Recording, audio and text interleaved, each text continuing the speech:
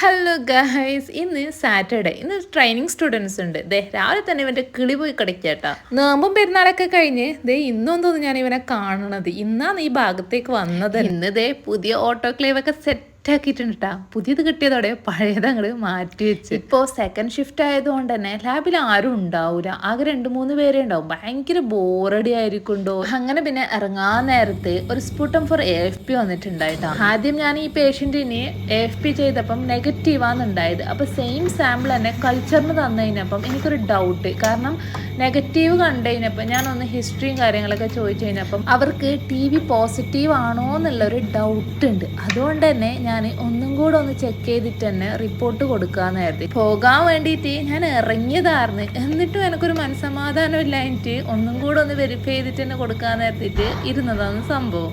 നമ്മുടെ നാട്ടിലൊക്കെ അമ്പലത്തിൽ ഉത്സവമൊക്കെ ഉണ്ടാവും. അതേപോലത്തെ ഒരു സംഭവം ഇവിടെയും നടക്കുന്നുണ്ട്.